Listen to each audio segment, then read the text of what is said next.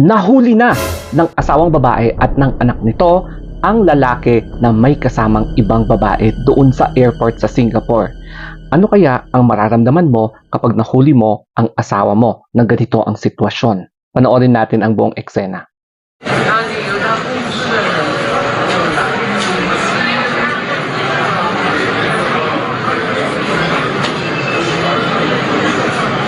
还有电话，你可以打了，你这个电话我可以。Excuse me, I'm talking with my husband. Who are you? Who are you? Who are you? Who are you? Hello? I'm not making a scene. It was 6 months. Yeah, 你们我女儿6个月，我把你走6个月，我要来到机场来抓你，从外面走出来。我的老公牵着别的女人的手。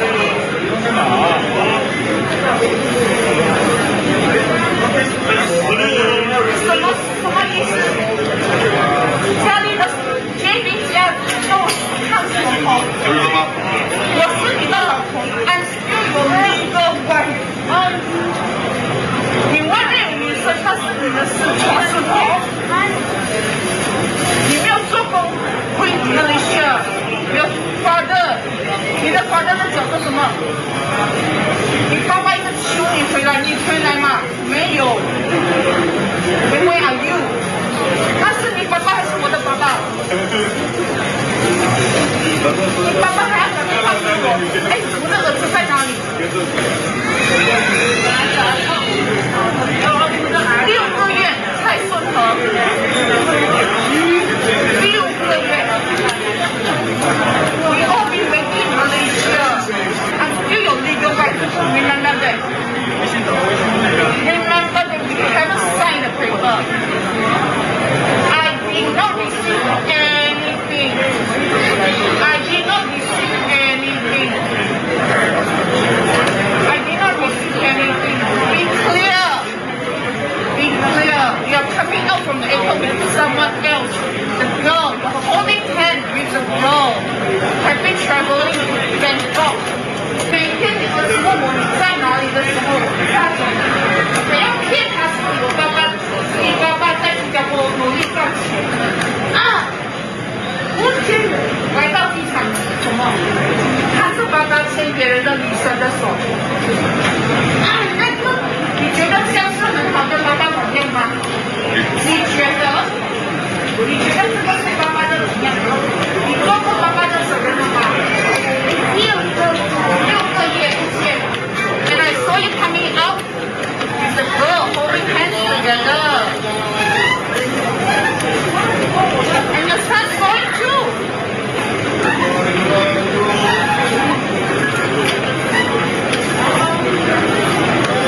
Very good father.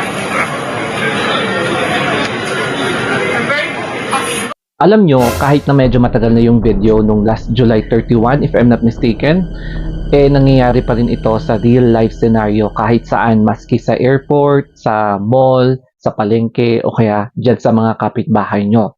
So, para magkaroon kayo ng idea, magkakaroon tayo ng real story time.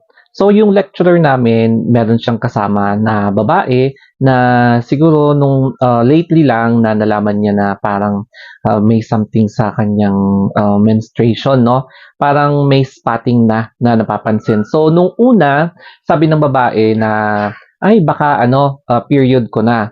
Pero nung may time na nagkaroon na sila ng intercourse with her husband, parang may nakaramdam siya ng kakaiba na unusual na pain. So, hindi ito pangkaraniwan, no? Kasi parang lately, medyo masakit na kapag nagkakaroon sila ng contact.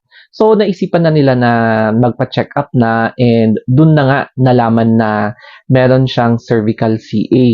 Tapos, syempre na-shock ang babae kasi monogamous naman siya. Tapos, maingat talaga siya sa health niya. Nag-exercise, wala naman siyang bisyo, pero palaisipan kung paano siya nagkaroon ng CA. And then, syempre, hindi naalis yung thought na i-check yung background ng asawa. Tapos, yung work pala ng asawa niya is seaman. So, alam nyo na, no? Pero wag nating i-generalize lahat ng mga seaman. And then, habang ongoing yung medical na treatment, mga advice, yun na nga, inamin ng husband niya na nagkakaroon din siya ng contact. Parang call of nature. So, ang isa kasi sa mga pinaka common cause ng pagkakaroon ng cervical cancer is yung presence ng HPV. Ito yung mga warts. Kapag nagkaroon ka ng warts doon sa may cervical area, ito, malaking risk factor talaga na mag-develop ito into a cancer na mutation. So, ganun nga ang nangyari sa ate girl na yon. Kaya, ito yung isa sa mga pinaka nakakalungkot na consequences.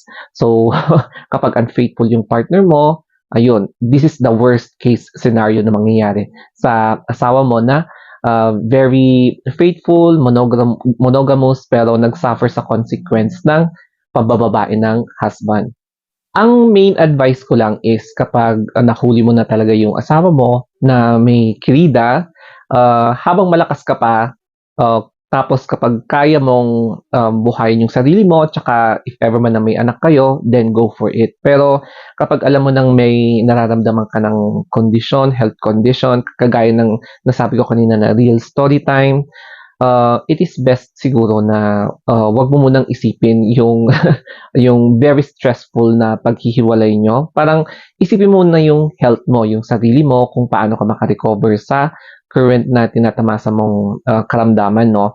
Kapag okay ka na, malakas ka na, that's the time na you will start to think about steps kung paano nyo i-handle yung marital status nyo.